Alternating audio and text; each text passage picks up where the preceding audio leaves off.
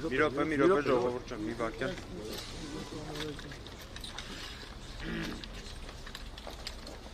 Հարգելի գործընկերներ, երևի թե հետևյալ կերպ արձանագրենք, որ դատարաններում այնինչ տեղի են, դատարաններում այնինչ խոսում են, դատարաններում այն իրավական դիրքորոշումները, որ ներկայացնում են, այսքան մարդ գալիս են աջակցելու, դուք բոլորդ այսքան ժամանակ նվիրում եք այդ ամենը լուսաբանելու, ես իսկապես ինձ մոտ հարց է առաջանում, այս ամենը ինչի համար է արվում, եթե կարող է պարզապես հայկական ժամանակ օրաթերթը, երեկվա դրությամբ ժամը 18:30 ամբողջ ելքը կանխորոշի, այսինքն այդքան խրթին իրավական հարցերի, բայց մյուս կողմից այդքան պրիմիտիվ անհիմն միջնորդության պայմաններում հայկական ժամանակը ամբողջը ասի, որ կալանքը պետք է երկարաձգվի, իդեպ զարմանալիորեն նյութի տրամաբանությունը փաստացի 2 ամսվա երկարաձգման մասին էր, ու այդ նյութը ժամը 23:00-ի դրությամբ նույն կերպ պահպանված լինի, դատական նիստի ժամանակ ես եւ գործընկերներս բարձրաձայն ենք այդ նյութի մասին, դատավորը արտահայտի իր վրթովմունքը, որ իբր ում տեղն ենք դրել իրեն, ինքը ոնց թե պետքա լրատվամիջոցի կանխատեսումներով առաջնորդվի, 100-ից 100 կանխատեսումը կատարեց։ Ինչպես 2025 թվականի հունիսի 17-ին Հայաստանի Հանրապետության ամենաբարձր պաշտոն զբաղեցնող անձը ուղղակիորեն կանխորոշեց իրավապահների գործողությունը, այս դեպքում էլ հայկական ժամանակ օրաթերթը կանխորոշեց դատական գործընթացը, դատարանի որոշումը։ Ես նման բան Հայաստանի Հանրապետությունում չեմ տեսել։ 2 ամիս կալանքը միջնորդությունը կալանքը երկարաձգելու վերաբերյալ բավարարել, երբ դրանից 1 ամիս առաջ ասվում էր, որ 1 ամսով է երկարաձգվում կալանքը։ Սա պարզապես անլրջություն է ուղղակի։ Կներեք մի բան էլ ասեմ։ Երեկվա դրությամբ մենք ականատես եղանք, որ հեծի լիցենզիան ակնհայտ ապօրինի կերպով դադարեցվեց։ ՀՑԿՀ համապատասխան որոշման մեջ ինչ է ձևակերպվում։ Ասվում է, որ 3 ամիս ժամանակ կա, որ սեփականատիրոջ հետ բանակցեն։ 3 ամիս սեփականատիրոջ հետ բանակցեն, գնալու են Երևան կենտրոն քրեակատարողական հիմնարկում բանակցեն։ Անկեղծորեն եմ ասում, սա նման է որոշակի իմաստով ահաբեկչական գործողության։ Ահաբեկիչներն են ի վերջո պատանդ պահում մարդու։ Սա ինչ վարքագիծ է, այսինքն եթե գործընկերներ շատ հստակ ասեմ եւ ներողություն խնդրեմ ձեզանից։ Եթե մենք խոսում ենք իրավական process-ի մասին, այստեղ իրավական process չկա։ Այստեղ առաջին իսկ օրվանից իրավական process-ի նշույլ չկա։ Մենք ամեն անգամ պարզապես ելնելով նրանից, որ սա ի վերջո դատարան է կոչվում, այստեղ կա դատարանի շենք,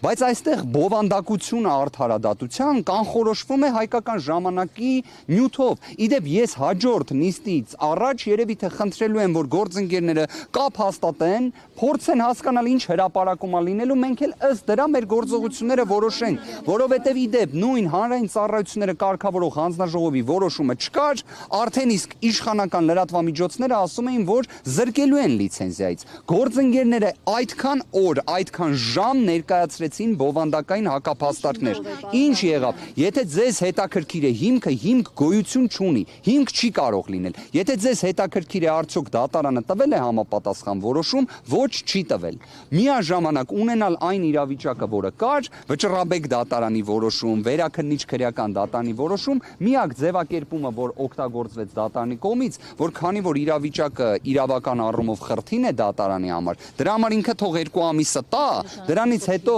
որ Վճռաբեկի եւ Վերաքննիչ դատարանների իրար փաստացի հակասող որոշումներ կան։ Տնտեսական հանցագործության հիմնավոր կասկած չեմ կարող ասել, գործընկերներ, պատկերացում չունեմ։ Իսկ ինչի պետք է դրա վրա զարմանանք, գործընկերներ, 5 ամիսը նշված քննության նոյեմբերի 3-ի դրությամբ ավարտվել էր։ Նոյեմբերի 3-ի դրությամբ կոչի դրվագով կար Վճռաբեկ դատարանի որոշում։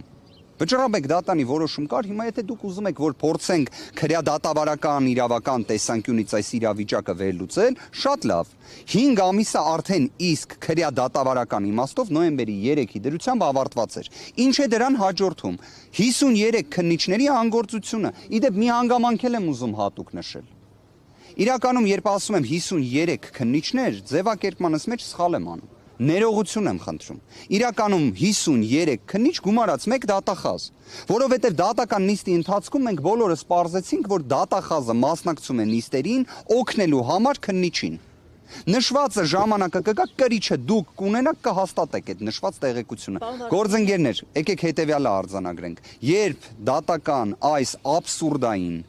իրավական ծաղրի նմանվող ահաբեկչական գործողության, որովհետև իրավական ահաբեկչություն է սա, որովհետև եթե մի կողմից ասում են գնացեք բանակցեք սեփականատիրոջ հետ, մյուս կողմից ասում են սեփականատերը պետք է ամենաաբսուրդային, ոչինչ իրենից չենթադրող մեղադրանքով գտնվի կալանքի տակ, այն վճռաբեկ դատարան օպերացիան, որը իրականացվեց, այդ աստիճան ստվերային արդարադատությունը, դուք պատկերացրեք դատախազը ինչ է պատասխանում նիստի ընթացքում, ասում է ես զանգել եմ գրասենյակ, գնացել եմ որոշումը ստացել եմ։ Հարցնում ենք դուք որտեղից գիտեիք, որ նոյեմբերի 13-ին որոշում պետք է լինի։ Ասում ես ամեն օր զանգում եմ գրասենյակ։ Պատկերացրեք, ես շատ ուրախ եմ։ Հայաստանի Հանրապետության դատախազությունում մեր դատախազ գործընկերները այնքան ժամանակ ունեն, որ ամեն օր գրասենյակ զանգեն վճռաբեկ դատարանի։ Ես էլ իմ առիթից օգտվելով մի հատ առաջարկ անեմ։ Դուք էլ զանգեք ամեն օր վճռաբեկ դատարանի գրասենյակ։ Այդ իդեպ այնքան Հա, իդեպ մի հատ ամեն օր զանգեք դուք էլ վճռաբեկ դատարանի գրասենյակ միջդատական վարույթում գտնվող գործի դատական ակտի հրապարակման օր չիմանալու պայմաններում, որտեվ ինձ նոյեմբերի 13-ին իրազեկում են, որ նոյեմբերի 13-ին դատական ակտ է հրապարակվում, որն էլ ես ստանում եմ նոյեմբերի 14-ին, բայց դատախազը գիտի, որ նոյեմբերի 13-ին գնա գրասենյակից որոշում ստանա։ Էն էլ չկարողացանք պարզել, վերջը արձեռը նա ստացել թե այլ եղանակով է։ Կներեք գործընկերներ, ես ներողություն եմ խնդրում, դատական ակտը կլինի, հերթական իրավական ծաղրը այսօր արձանագրեցինք, իրականում վիրավորական աստիճանի, մարդ ով եկել է Հայաստանի Հանրապետություն, հունիս ամսին, իր հոր 40-ին մասնակցելու համար, որից հետո դուք բոլորդ հայ առաքելական եկեղեցու հետևորդներ եք, հայ մարդիկ եք, ձեր ցավը տանեմ, երբ անձը հարազատ է կորցնում, առաջիկա նոր տարին իր մեջ խորհուրդ է պարունակում, այդ թվում գերեզմաններ գնալու, եւ նշված հանգամանքը դատական նիստի ընթացքում ներկայացվում է, քննիչը պնդում է միջնորդություն, որ մինչև հունվարի 18-ը Սամվել Կարապետյանը լինի անազատության մեջ, դատախազը պնդում է միջնորդություն, որ Սամվել Կարապետյանը մինչև հունվարի 18-ը լինի անազատության մեջ, եւ դատավոր Սարգիս Դադոյանը նշված հաստատում է, դրանից հետո բան չեմ ուզում հիմա խոսել։ Կներեք